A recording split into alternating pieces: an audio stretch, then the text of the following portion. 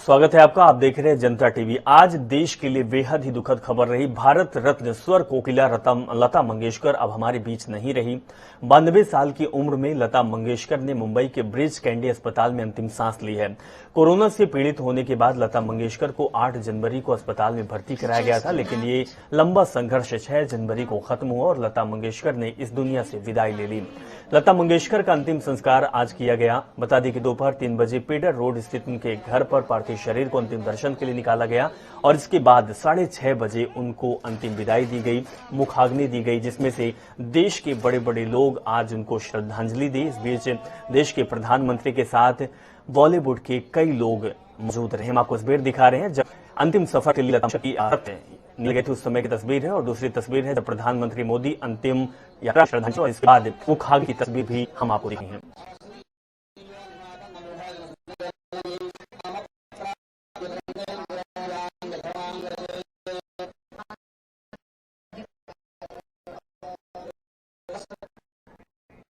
होने वाले विधानसभा के चुनाव आयोग ने प्रचार प्रसार को लेकर जारी कर दिया। दरअसल देश में कोरोना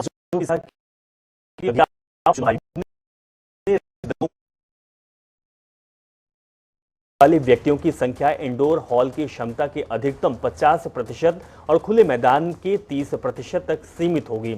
हालांकि आयोग ने रोड शो, पदयात्रा, साइकिल, बाइक या गाड़ियों की रैली और जुलूस निकालने पर पाबंदी बरकरार रखी है।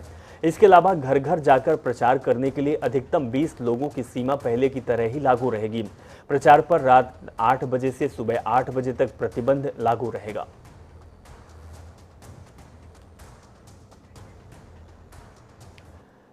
उत्तर प्रदेश के सबसे बड़े राजनीतिक परिवार की सबसे बड़ी बहू डिंपल यादव आज मथुरा में ठाकुर श्री बांके बिहारी के दर्शन किए। साथ में पूर्व सांसद तेज प्रताप यादव की पत्नी राजलक्ष्मी भी पूजा अर्चना की। मंदिर में मौजूद गोपी गोस्वामी सेवाधिकारी ने डिंपल यादव, राजलक्ष्मी को विधि विधान से पूजा अर्चना करवाई है।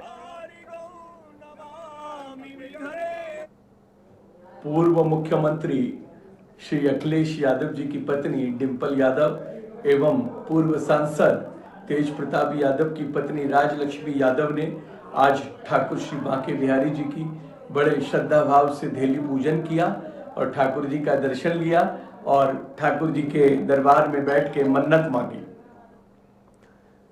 राजा भैया जालौन की माधोगढ़ विधानसभा पहुंचकर अपनी पार्टी जनसत्ता लोकतांत्रिक दल के प्रत्याशी ब्रजेश चंद्र राजावत के समर्थन में जनसभा को संबोधित किया।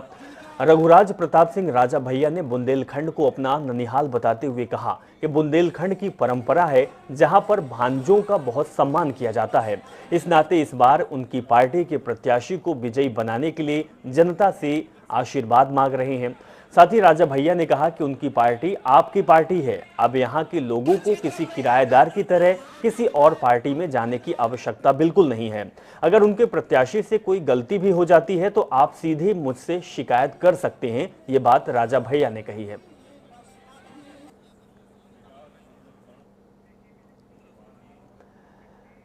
तो बता दें कि भारत रत्न लता मंगेशकर के निधन पर 2 दिन के राष्ट्रीय शोक घोषित होने के कारण भारतीय जनता पार्टी ने उत्तर प्रदेश विधानसभा चुनाव के लिए लोक कल्याण संकल्प पत्र घोषित करने का कार्यक्रम आज स्थगित कर दिया है और अब उत्तर प्रदेश में 2 दिन का राजकीय शोक रहेगा।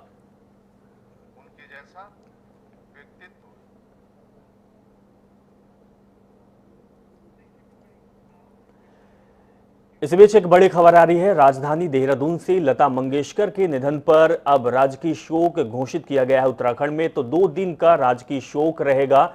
आपको बता दें कि लता मंगेशकर हमारे बीच नहीं रही, लेकिन सुर कोकिला के निधन से देश में शोक की लहर है और लता मंगेशकर के निधन पर अब राजकीय शोक की घोषणा कर दी है। तो उत्तराखंड में 2 दिन का राजकीय शोक रहेगा उनके सम्मान में।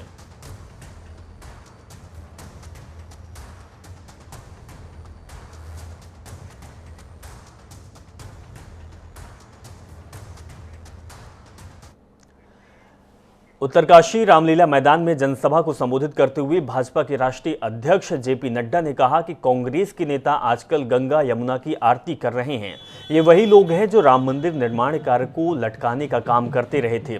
हाथी के दांत दिखाने के कुछ और, खाने के कुछ और होते हैं। नड्डा ने कहा कि भाजपा ने कांग्रेस के नेताओं को मंदिर जाना सिखा दिया है और साथ में जेपी नड्डा ने कांग्रेस और विपक्षी दलों को निशाना लगाते हुए कई हमले किए हैं और साथ में अपने पार्टी के पक्ष में प्रचार प्रसार भी जेपी नड्डा ने किया है।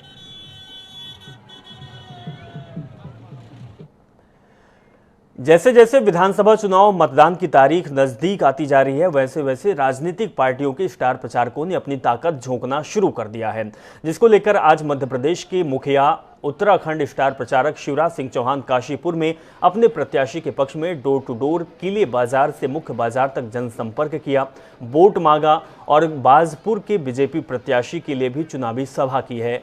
शिवराज सिंह चौहान ने जनता में भारतीय जनता पार्टी के प्रति मैंने अभूतपूर्व उत्साह देखा है। डबल इंजन की सरकार ने, मोदी जी और धामी जी की सरकार ने जो विकास के काम उत्तराखंड में किए हैं, उनका असर जनता के मन और मस्तिष्क में अंदर तक है। एक तरफ विकास के काम और दूसरी तरफ जनता के कल्याण के काम। सीएम पुष्कर सिंह धामी भाजपा प्रत्याशी के चुनाव प्रचार में रामनगर आज पहुंचे और मुख्यमंत्री धामी ने कहा कि इस बार भाजपा सरकार पुनः आ रही है और वो भी 60 के पार। गुटबाजी के सवाल पर उन्होंने कहा कि भाजपा में कोई भी गुटबाजी नहीं है। बता दें कि मुख्यमंत्री पुष्कर सिंह धामी रामनगर विधानसभा से भाजपा के प्रत्याशी देवान सिंह बिष्ट के चुनाव प्रचार में रामनगर पहुंचे थे, जहां रोड शो के माध्यम से वे विधायक प्रत्याशी के साथ लोगों से रूबरू हुए। वहीं रामनगर पहुंचने पर भाजपा कार्यकर्ताओं ने मुख्यमंत्री का जोरदार स्वागत किया है। पूरे प्रदेश में एक तरफा भारतीय जनता पार्टी की जीत सुनिश्चित है और मैं पूरे प्रदेश के अंदर जा रहा हूं। सभी जगह पर बड़े बुजुर्गों का, माताओं बहनों का, नौजवानों का, सबका आशीर्वाद मिल रहा है और अब की बार हमने जो नारा दिया है, अब की बार 60 पार, उत्तराखंड की देवतुल्य जनता के आशीर्वाद से अब की हम 60 पार होने वाले हैं। रामनगर में भी जिस प्रकार का उत्साह था, सारी सड़कें भरी हुई थी, लोग घरों से बाहर थे, दुकानों से बाहर थे, सड़कों पर थे। मैं दावे के साथ कह सकता हूं कि रामनगर में एक बार फिर से कमल खिल रहा है, फिर से भाजपा की सरकार बन रही है। रुद्रपुर विधानसभा क्षेत्र के सुंदरपुर गांव में उस समय हंगामा खड़ा हो गया जब भाजपा प्रत्याशी शिव अरोरा के समर्थक एक निर्दलीय उम्मीदवार राजकुमार ठकुराल के समर्थक आपस में भिड़ गए। मामला इतना तूल पकड़ा कि जिले का पुलिस प्रशासन मौके पर पहुंच गया। इस बीच रुद्रपुर के भाजपा प्रत्याशी शिव अरोरा अपने समर्थकों के साथ सुंदरपुर पहुंचकर निर्दलीय उम्मीदवार राजकुमार ठकुराल के समर्थकों की गिरफ्तारी की मांग को लेकर धरने पर बैठ गए और प्रशासनिक अधिकारियों से बातचीत भी उन्होंने की है। धर्म और राजनीति का बेहद ही गहरा संगम सदियों से चला आ रहा है। राजनेताओं ने धर्म को हथियार बनाकर राजनीति में जीत हासिल करते आ रहे। इस बार भी रुद्रप्रयाग और केदारनाथ विधानसभा में ऐसा ही कुछ देखने को मिल रहा है। आखिर किस तरीके की राजनीति फल फूल रही है, रिपोर्ट से समझिए। कार्यकर्ता जहां एक ओर पीएम मोदी को भगवान केदारनाथ का स्वरूप बता रहे हैं, वहीं मोदी को चेहरा बताकर वोट करने की अपील भी की जा रही है। रुद्रप्रयाग विधानसभा में प्रत्याशी के कामकाजों की कोई बात नहीं की जा रही, जबकि केदारनाथ धाम विधानसभा से भाजपा प्रत्याशी केदारनाथ में हुए कामकाजों के साथ ही सिंपैथी वोट मांगने की बात कह रही हैं। आगामी 14 फरवरी को विधानसभा चुनाव होने जा रहे हैं और चुनावों को लेकर भाजपा कांग्रेस के साथ ही यूकेडी और आप पार्टी के अलावा अन्य दलों के प्रत्याशी जोर आजमाइश में लगे हुए हैं। जीत किसकी होगी ये तो 10 मार्च को पता चल ही जाएगा, मगर जिस तरह से रुद्रप्रयाग और केदारनाथ विधानसभा में भाजपा कार्यकर्ता राजनीति कर रहे हैं, उससे लगता है कि प्रत्याशियों की जनता के बीच कोई अस्तित्व नहीं है। रुद्रप्रयाग विधानसभा में भाजपा कार्यकर्ता गांव और शहरों में पीएम मोदी के कार्यों को लेकर जनता को भ्रमित करने में लगे हैं। लोगों से कहा जा रहा कि उन्हें पीएम मोदी को वोट देना है, जबकि रुद्रप्रयाग विधानसभा में वर्तमान विधायक भाजपा से हैं और लगता है कि इन 5 सालों में विधायक के कार्यों से जनता शायद खुश नहीं है, जिस वजह से कार्यकर्ता मोदी का सहारा ले रहे हैं। जबकि विधायक की माने उन्होंने क्षेत्र में शिक्षा, सड़क, स्वास्थ्य जैसी मूलभूत सुविधाओं पर काम किया है, मगर उन्होंने काम किया है तो जनता के जुबान पर उनका नाम आखिर क्यों नहीं है, ये भी एक बड़ा सवाल है। क्यों कार्यकर्ता पीएम मोदी को हथियार बना रहे और वोट की अपील कर रहे हैं? लोगों से क्यों कहा जा रहा कि वे मोदी को वोट करें? तमाम बहुत सारे साथी लोग जो हैं भाजपा के प्रचार प्रसार में लगे हैं पूरी जी जान से, ताकि इस सीट से भाजपा का प्रत्याशी विजयी हो। और मुझे पूर्ण विश्वास है कि इस समर्पित भाव से सब काम कर रहे हैं, अवश्य हमारी विजय निश्चित हो। भाजपा की ओर से जहां पीएम मोदी को हथियार बनाकर जनता से वोट खींचने का प्रयास किया जा रहा, वहीं कांग्रेस इस मुद्दे को भी हथियार बना रही है। कांग्रेस प्रत्याशी मनोज रावत ने कहा कि भाजपा कार्यकर्ताओं ने अपनी रीति और नीति से पीएम मोदी के नाम पर वोट मांगना शामिल कर दिया है। कोई प्रधानमंत्री मोदी के कार्यों के नाम पर वोट मांग रहा, तो कोई पीएम मोदी को ही केदारनाथ का स्वरूप बता रहा है। भाजपा कार्यकर्ता भी समझ चुके हैं कि जनता प्रत्याशी को लेकर कोई खास दिलचस्पी नहीं दिखा रही है। ऐसे में पीएम मोदी का सहारा लिया जा रहा है। बाबा केदारनाथ और भगवान बद्री नारायण जी की तुलना किसी से नहीं हो सकती है। ये हमारे साक्षात इष्ट हैं और ये कल्पना की गई है कि इन दोनों स्थानों पर इनके अलावा कोई दूसरा इष्ट भी नहीं हो सकता है। तो जो लोग ये हमारा मानना है, हमारे पूर्वजों ने देखा है और ऐसी धारणाएं हैं कि जिन जिन लोगों ने भगवान नारायण और बाबा केदारनाथ से तुलना की, तो उनका कहीं अस्तित्व नहीं। केदारनाथ विधानसभा में पिछली बार दूसरे स्थान पर निर्दलीय प्रत्याशी कुलदीप रावत ने कहा कि राजनीति में जात पात, क्षेत्रवाद और धर्म बीच में नहीं आना चाहिए। ये चीजें समाज को बांटने का काम करती है और क्षेत्र का विकास रुक जाता है। राजनीति कोई जाति पाति क्षेत्रवाद पार्टीवाद नहीं होती है, तो जनता के हितों में होती है। आइए ना काम बात कीजिए, राजनीति में बात करनी चाहिए लोगों के, भाई क्षेत्र के विकास की बात करनी चाहिए, शिक्षा स्वास्थ्य रोजगार की बात करनी चाहिए, उनको जो है पर्यटन की बात करनी चाहिए। अब ये तो दुर्भाग्य है हमारे क्षेत्रों के भी, यहाँ पे जो है जाति के नाम से आज जो है वोट मांगा जाता है। भाजपा कार्यकर्ता इन दिनों प्रधानमंत्री मोदी के नाम पर वोट मांग रहे हैं। प्रत्याशी को अपनी काबिलियत को जनता के सामने रखना चाहिए। केदारनाथ विधानसभा के बावई, चिल्लौड़, तोशी जैसे पिछड़े गांवों से मोदी का क्या मतलब? इनकी समस्या को स्थानीय प्रतिनिधित्व ही समझ सकता है, लेकिन चुनावों में अब ऐसा नहीं देखने को मिलता। स्थानीय मुद्दों से हटकर या तो जाति पाति या फिर धर्म की राजनीति होती है, या फिर पार्टी के बड़े चेहरों और उनके कामों को वोट के नाम पर समेटा जाता है। जनता टीवी न्यूज डेस्क से अभिषेक की रिपोर्ट।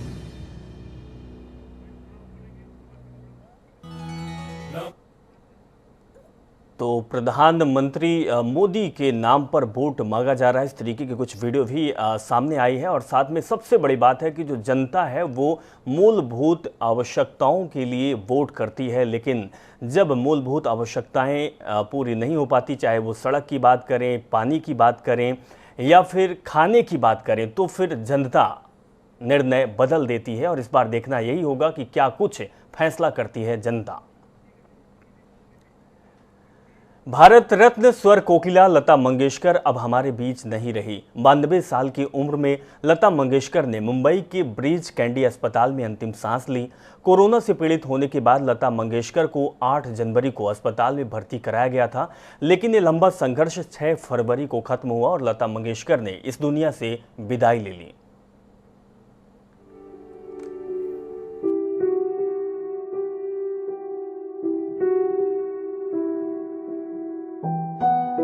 रहने को सदा दहर में आता नहीं कोई, तुम जैसे गए ऐसे भी जाता नहीं कोई। थम गई वो आवाज जो हिंदुस्तान की सबसे मशहूर आवाज थी। थम गई वो सांस जो पूरे देश की अपनी थी। गुम हो गया वो सुर जो हर किसी के कानों में गूंजता था। जिनकी आवाज की पूरी दुनिया मुरीद थी, वो थी स्वर कोकिला लता मंगेशकर।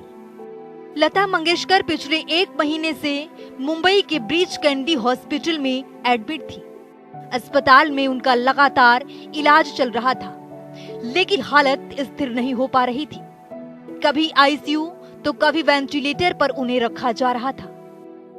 खबरें ये भी सामने आ रही थी कि स्वर कोकिला की हालत स्थिर है। तब मानो ये लगा कि जिंदगी के रेस में स्वर कोकिला आगे निकल गई और बीमारी पीछे ही छूट गई। लेकिन उसके कुछ ही दिनों में लता मंगेशकर इस दुनिया से इतनी दूर चली गईं, जहां से लौट आना नामुमकिन है।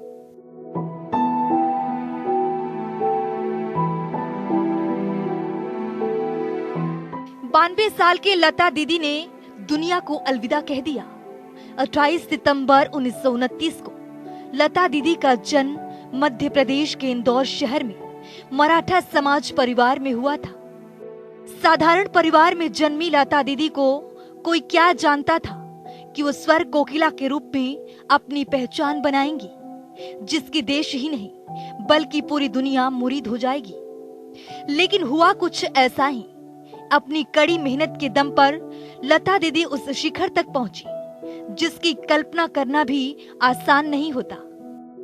लता दीदी भाई बहनों में से सबसे बड़ी बहन थी। उनके सर पर बड़ी बहन होने की एक बहुत बड़ी जिम्मेदारी थी, जो उन्होंने एक एक करके हमेशा निभाया।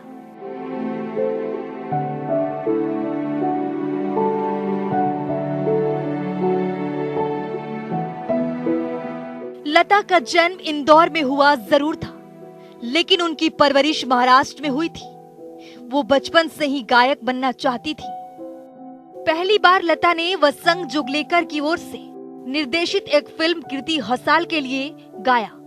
उनके पिता नहीं चाहते थे कि लता फिल्मों के लिए गाए, इसलिए इस गाने को फिल्म से ही निकाल दिया गया।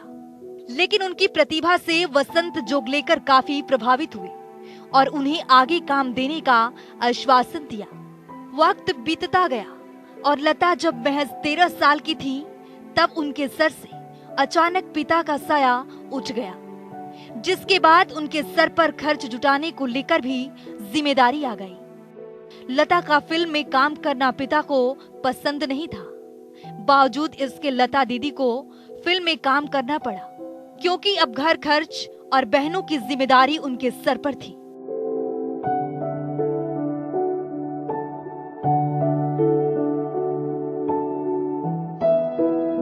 लता दीदी ने घर खर्च के लिए कुछ हिंदी और कुछ मराठी फिल्मों में काम करना शुरू कर दिया। तो चलिए आपको ग्राफिक्स के जरिए समझाते हैं कि लता ने अपने कैरियर की शुरुआत कैसे की। अभिनेत्री के रूप में उनकी पहली फिल्म पाहिली मंगला गौर 1942 में आई,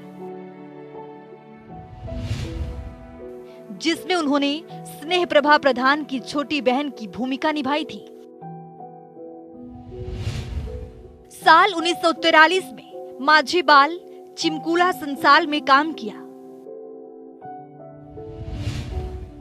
वहीं साल 1944 में गजभाऊ और साल 1945 में बड़ी मां में नजर आईं।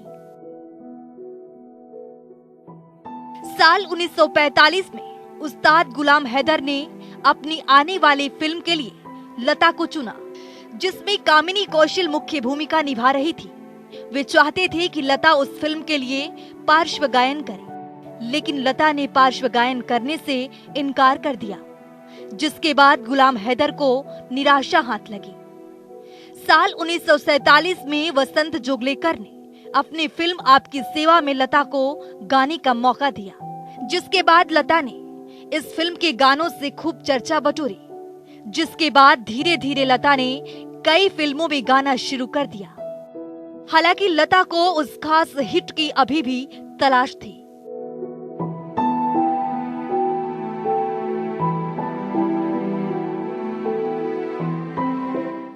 साल 1949 में लता को एक ऐसा मौका मिला, जिससे लता धीरे धीरे नाम और शोहरत की तरफ बढ़ने लगी। वो फिल्म कोई और नहीं, वो फिल्म थी महल, जिसका गीत था आएगा आने वाला। इस गीत को उस समय की सबसे खूबसूरत और चर्चित अभिनेत्री मधुबाला पर फिल्माया गया था। यह फिल्म सुपर डुपर हिट साबित हुई थी। उस फिल्म ने लता और मधुबाला दोनों के लिए किस्मत के दरवाजे खोल दिए, जिसके बाद लता ने कभी भी पीछे मुड़कर नहीं देखा। ब्यूरो रिपोर्ट, जनता टीवी।